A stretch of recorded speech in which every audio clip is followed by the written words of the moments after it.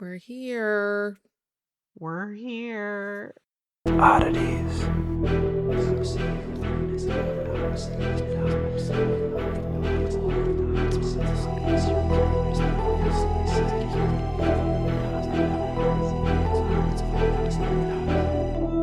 Stay strange. Welcome back to Oddities, everybody. I'm Cassie. I'm Kelly. And welcome back to Strange Town. As per usual, everything in the universe is in our description. Everything. All of Everything. it. Everything. It's all there. It's all inside Just take a JCPenney. peek. Just take a little looky-loo. We got the episode description, our social media. We have let's do BC, and what else do we have? Our email, our merch store, our Patreon, all the artists that we've worked with. It's all there. There it is. Check it out. Right there. How's my Borsty? I'm good. The kids finished their swim lessons. They killed it. Very proud of them. I finished a really fun project for you. I'm I so had excited. actually so much fun making that. And I so thought they turn out so good. I thought it was Like, I haven't seen them in person, but I was struggling so bad taking a picture of them. The glare. you nailed it. You I'm like, nailed it. this is what's happening. We're done. This weekend I'm going to a very fun bookstore with a friend of mine here. It's nothing but smut and plants. So That's right. That's right. very excited. And then we're gonna hit up a few like antique stores. So that's exciting too. I love the concept of antiques, especially because most of them are probably haunted. As hell. Like, so haunted. Like, Yep. antique shops, hotbed of activity. It's got to be. You know what?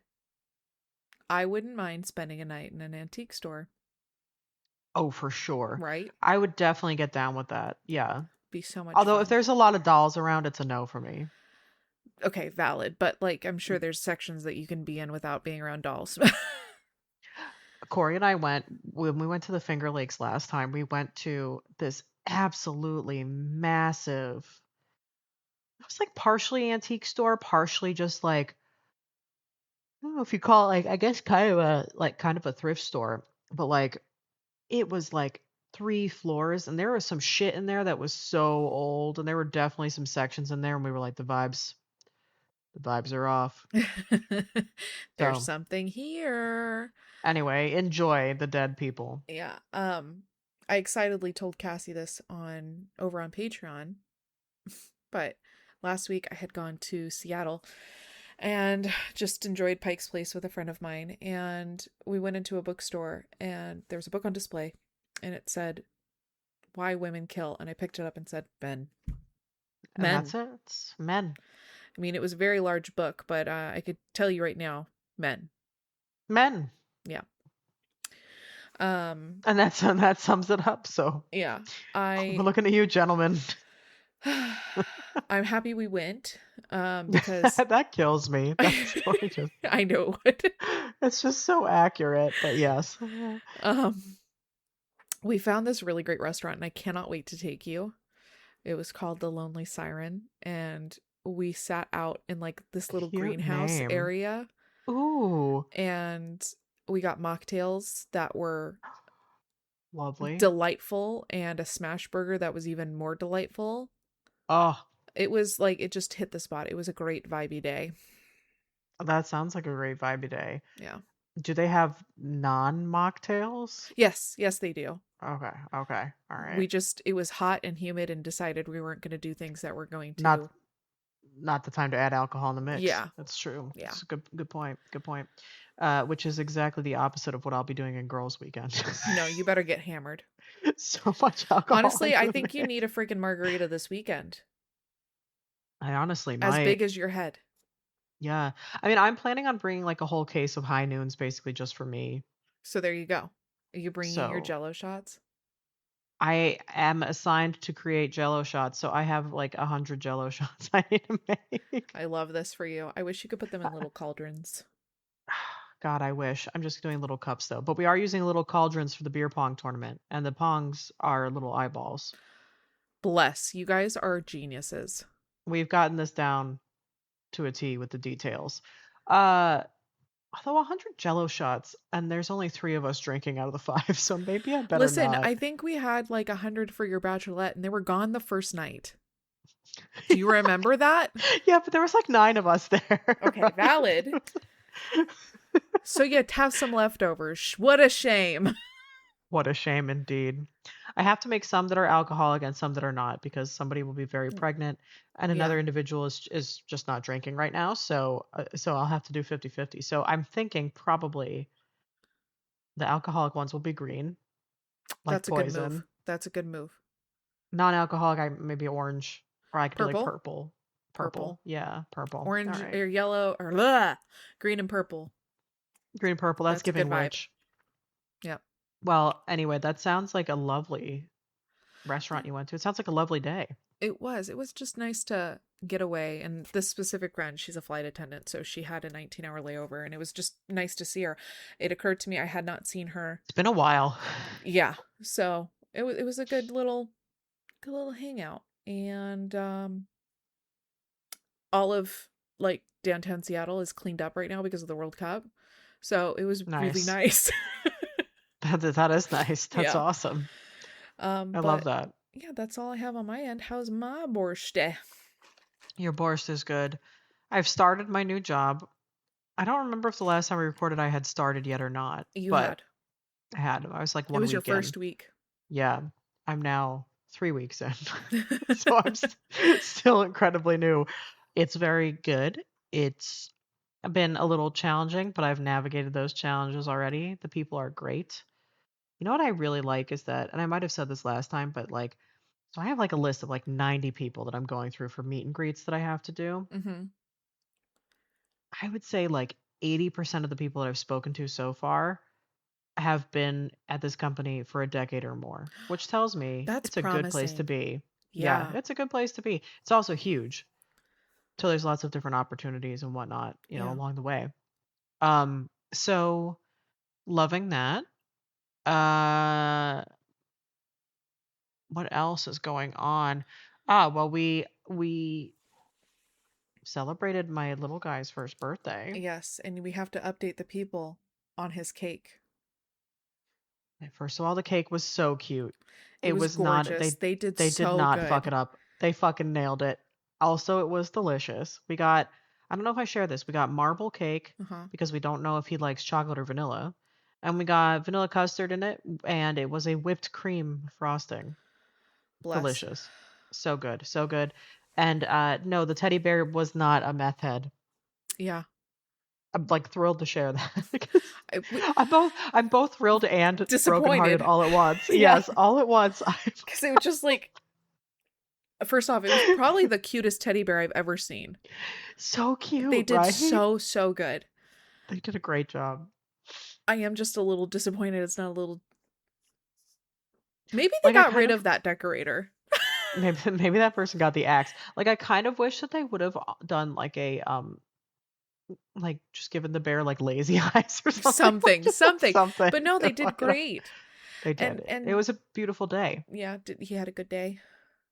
Yeah, actually it was a great weekend. The celebration with the family went great. Did he have fun at He Build-A-Bear? he had so much fun at Build Bear. Got to be honest though, the Build a Bear birthday bear that they have you do I know, it's for your kind of shit. birthday, it's the eyes, they're dead. Like there's definitely a demon living inside that thing. I have to look at the boys now because that's not what I Maybe they've changed recall. it. Yeah. Hold on, I think I have a picture, so I'll work on pulling that up while we're talking.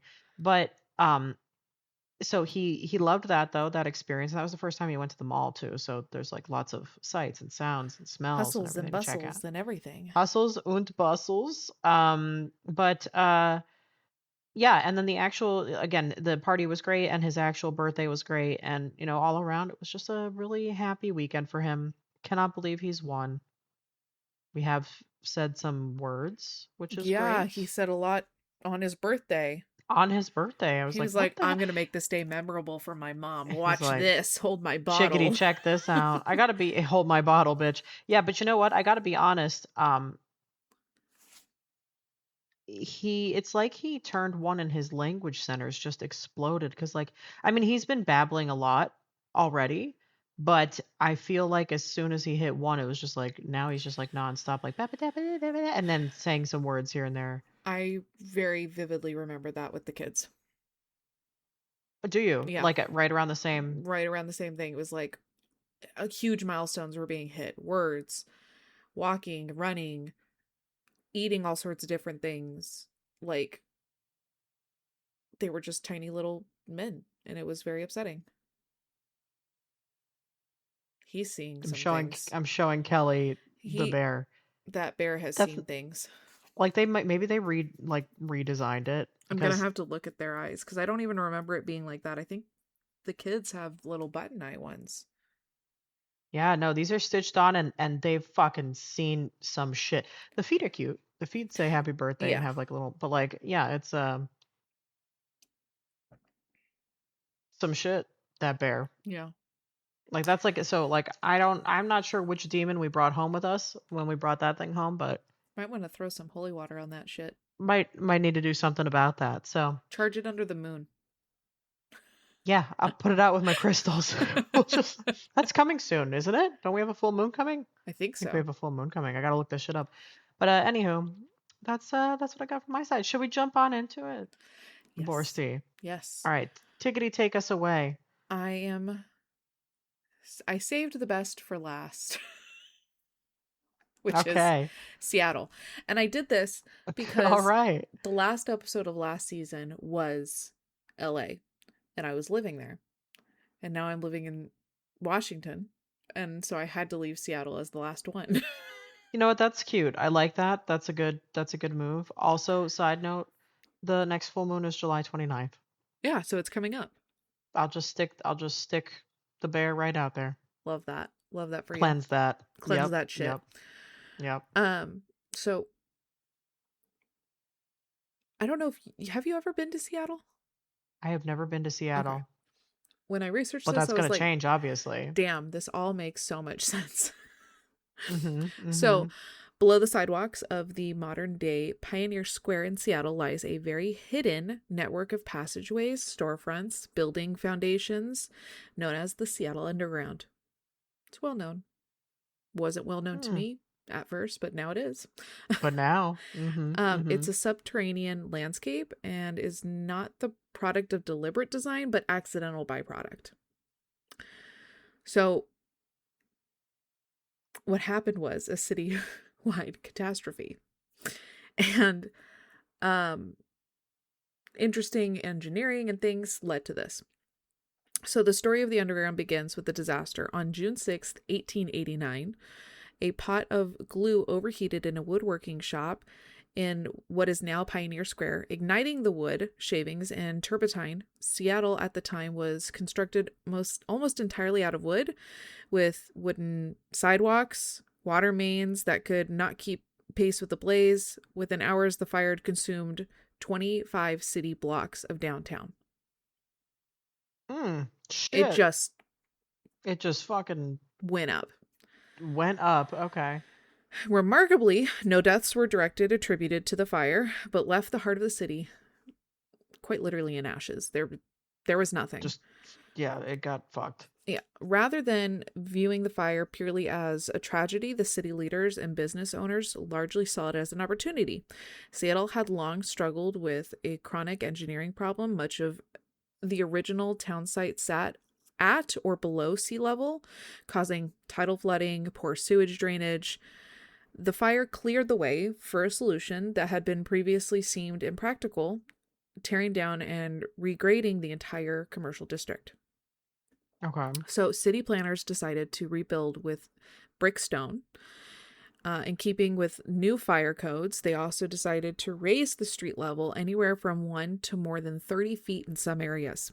This was not all done at once, more so an overtime process. Building owners were permitted and in some cases required to reconstruct their storefronts, immediately using the old lower street grade while the city gradually filled in and paved the new higher streets around them. Seattle has massive inclines. Is it like San Francisco? Yeah. Okay. I experienced some Final Destination bullshit last week. Mm-hmm. I got stuck behind this truck carrying pipes, and then it got worse when we started going up, and then we would have stoplights. So we're literally at this strong incline, and this truck is just looking at me, and I'm like, this is my That's time. concerning. Yeah, Yeah, that's giving Final it Destination was to a degree. it was very uncomfortable.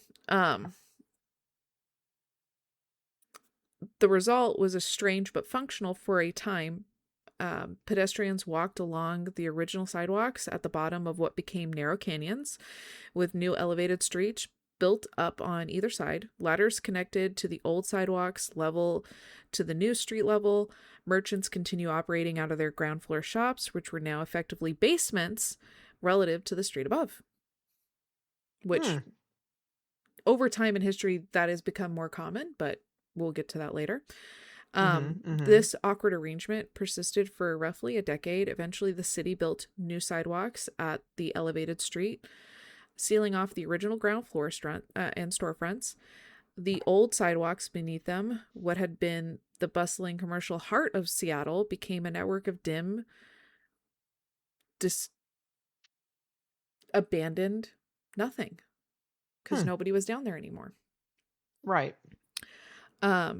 For a long time, it was associated with gambling and other activities that were not per se permitted in sight. Mm-hmm. Mm-hmm. Mm-hmm. The underground spaces were officially condemned for habitation in 1907 due to the fears of the bubonic plague. Oh shit. Mm-hmm. Finally, emptied them out, and the small businesses that had continued to use them for decades afterwards, the underground existed mostly as a curiosity known to a very small number of locals at that time. Mm-hmm. The underground might have faded into nothing, if not but for the efforts of this one guy named Bill Spidell, who in the 1960s began offering informal walking tours. Informal. Yep. Okay. Okay. Got it. And it was to bring light to the passageways as a part of the broader push for preservation of Pioneer Square from demolition and modernization. Spidell's tours proved popular and helped gain popularity again, like just in general. It brought sight to something that was very dark and hidden. And because of that, instead of demolishing it, it has been saved. You know, I love that Yeah. though. You can still tour down there. Not from Bill. Okay. They're more official now. That's good. Okay. It's more than a novelty attraction to a lot of the locals. It is still, in a lot of people's eyes, the belief that that is the heart of Seattle. And I'm looking forward to seeing it eventually. I love that. Yeah. I love that. So it is on your to-do list. It is. I have so much to do here. You know what? That's so great though. Like Yeah. so many options. That's awesome. But I thought this one was really cool. I like that this one had more concrete evidence than LA, right? LA was a lot of a big rumor of this, and this was the celebrity passageways, but this was something of history, and it should not be forgotten, and I'm glad that it's not. And you're going to get to see it with your own peekers. I can't wait. Cannot so wait. exciting. Admittedly, for a long time, I thought, because Seattle Underground has been on my list for about a year now or so, but right. I thought it just had to do with Pike Place. Yeah. Because that goes like 4 stories down. But there's... But they're not even close. It's independent. Yeah. Yeah. So it's very cool. It is very, very cool. That is so cool. I'm excited for you.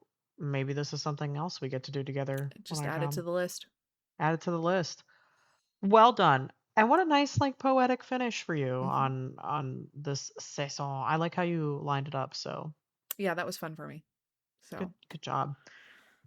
Thank I you, too have arguably saved the best for last. Fuck yes. Let's hear it.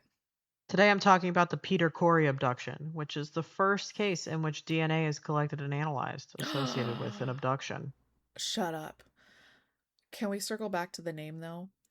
It always weirds me out when I hear somebody with two first names as a last. Ah, Khoury. Oh, okay, that helped. Thank you. You're welcome. But yeah, when somebody has two first names, I get weirded out as well. All right, so Peter Khoury is, of course, the subject of this case. He was born in Lebanon in 1964 and then Mhm. moved to Australia in 1973. So, granted, just keep that in mind. He meets his wife Vivian at school in 1981. I guess when he's abducted, it's not the 70s. Strike from the record. We can be less concerned about drugs. It's true. Okay, so he meets his future wife Vivian at school in 1981. They are married in 1990, and then they have two kids.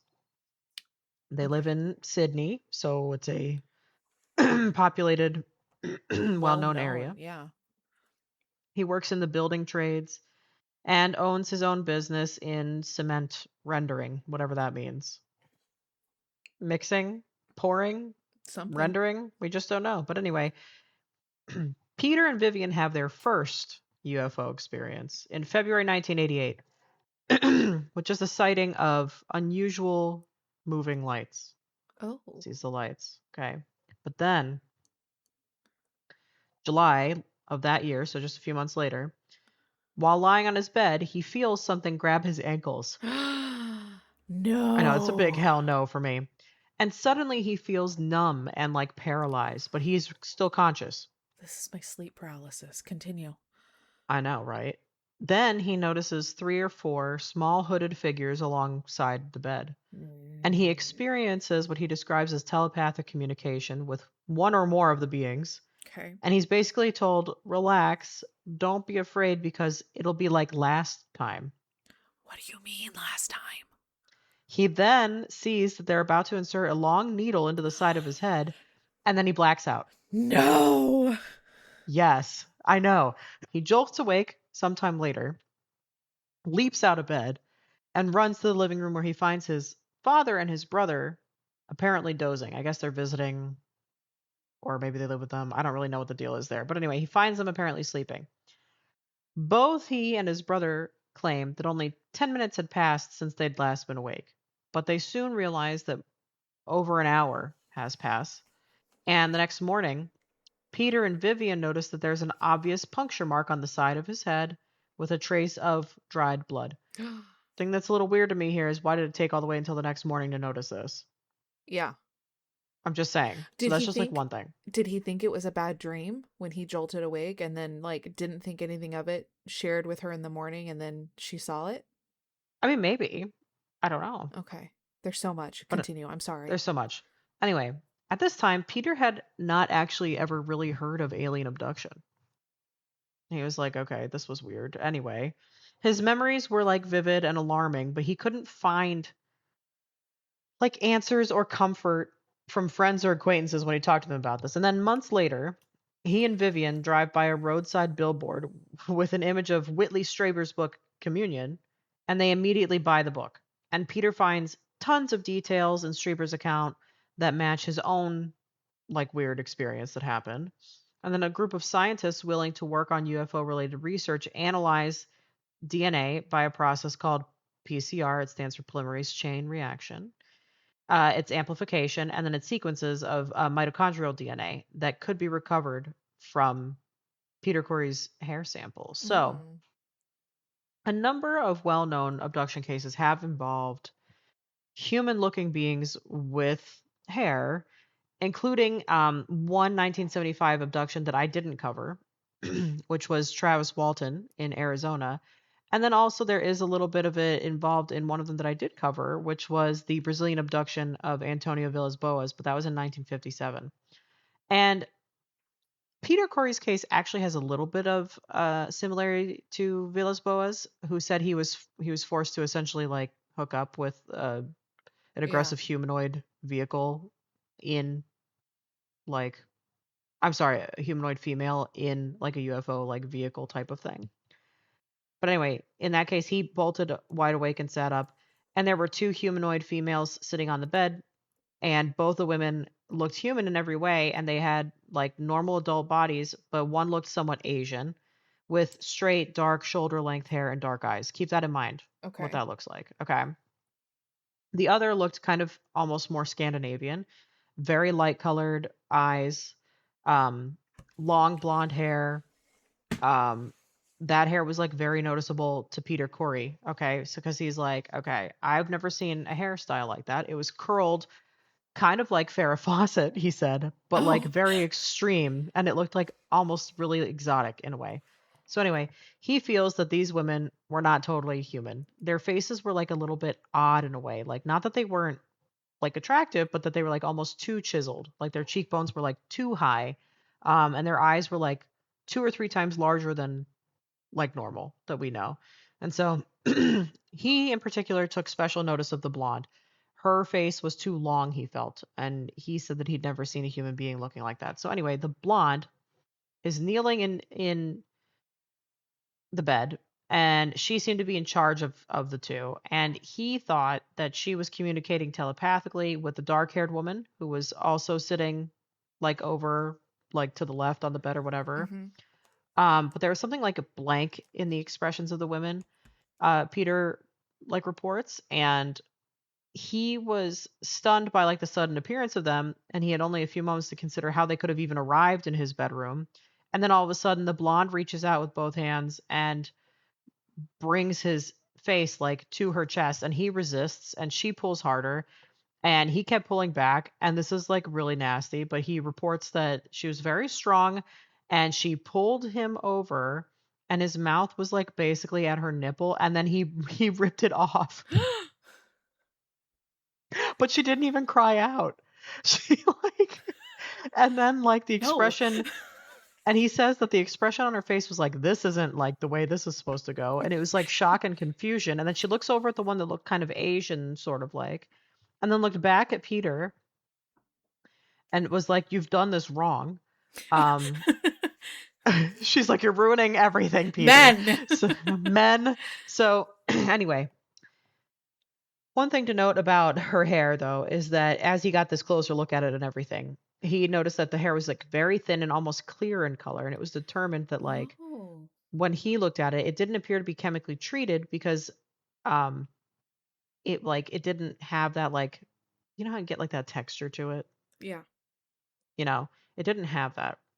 So then though he ends up somehow, I guess the ladies like peace out or whatever, and like this is all very like weird to me how they just like leave, and it's like very foggy the details, but essentially he had some of the blonde hairs. They were like on his pillow, Mm-hmm.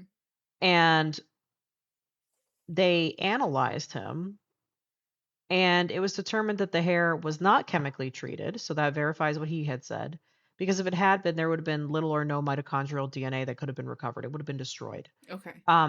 But using PCR, good quality DNA was recovered, and there's actually like a whole like DNA expert that like reported on this and everything else. But anyway, they also went ahead, this team that he was working with, they took a sample of Peter Khoury's hair, they took a sample of his wife Vivian's hair, other family members in the house, whatever. DNA was successfully extracted from Peter's hair, but they couldn't get any DNA from Vivian's hair because of her hair was color treated. So that rules out Vivian right away. Yeah. And then they do thorough testing of the hair samples, and the scientists, they were part of this group called the Anomaly Physical Evidence Group, arrive at a conclusion that the thin blonde hair, which appeared to have come from a light skinned Caucasian type woman, could not have come from a normal human of that racial Hmm. type. Instead, the hair showed 5 distinct DNA markers that are characteristic of a rare subgroup of an Asian racial type, which is really weird. Interesting. Then they do this like detailed survey of literature on variations in mitochondrial DNA, and it's comprised of like tens of thousands of samples, and it shows that only 4 other people on record um, have all 5 of the distinctive markers that were found in the blonde hair, and all 4 were Chinese with black hair. And then mitochondrial DNA is only passed from mother to child, and so therefore offers a means of tracing ancient ancestry on the mother's side, right? But the findings suggest that all 4 of the Chinese subjects share a common female ancestor with the blonde woman that was in his room, but there's no easy explanation as to how this could possibly be. Okay. So, Other than aliens. other than, I guess, aliens, right? So, like, it undeniably exists, and thorough, forensic testing show that this is like anomalous, and it seems that no person with blonde hair and an exact DNA match to Corey's blonde lady could be found in Sydney or on the continent of Australia at the time. Damn. So,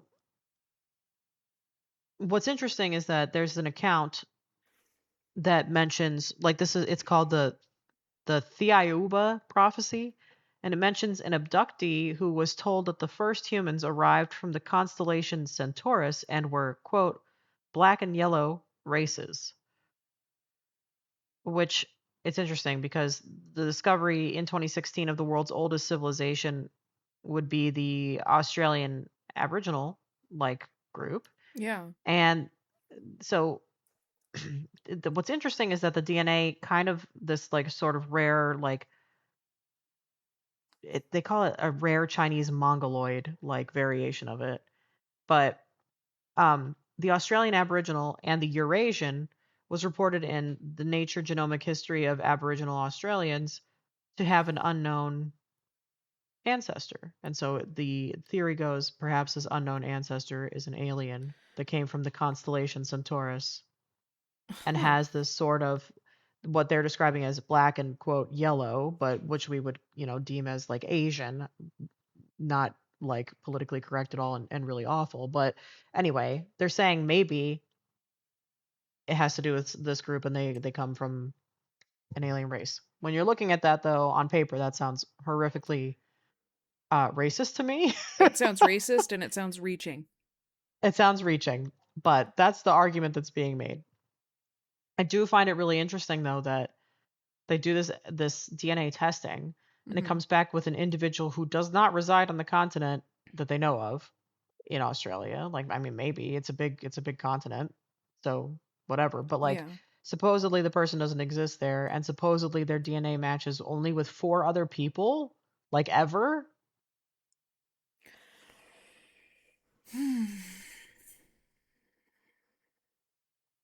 It's kind of wild. It's not kind of, it's very.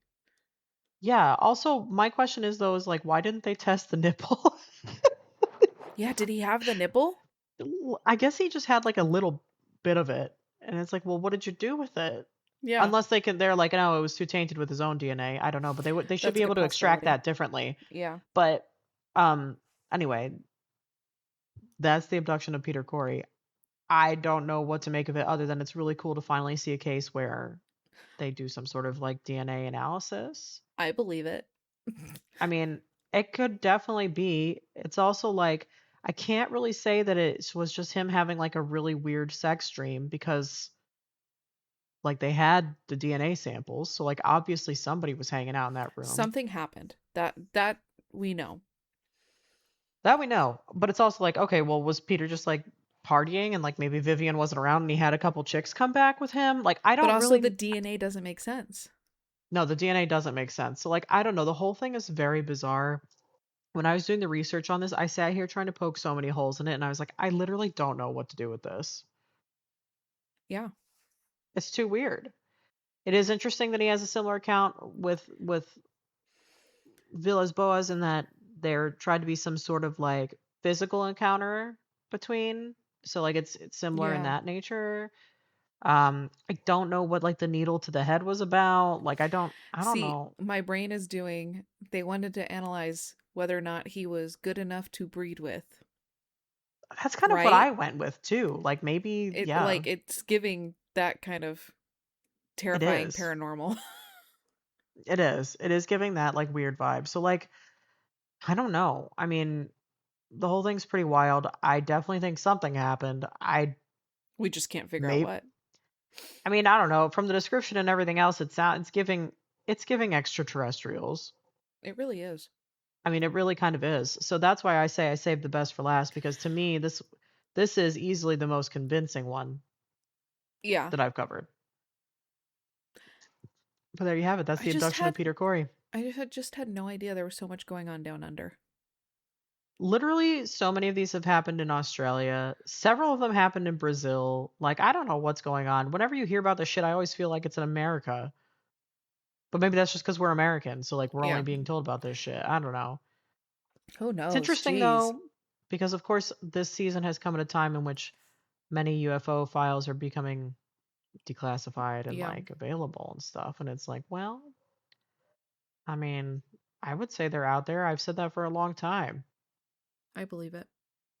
I mean, why not? Yeah. The universe is too vast, right? But anyway, that's what I've got for you, and that closes out the extraterrestrial coverage from yours truly. Wow. It was a good one. I liked doing this. I like doing a theme. It Yeah. was nice having a It was theme. fun. And also, it felt less chaotic. Less chaotic, although we do thrive on the chaos We too. really So do. we do. But we hope that you enjoyed this. We do have one more episode coming, Hmm. a very short listeners episode, Yep. But we want to cover them. So but we'll cover them. So until next time. stay strange.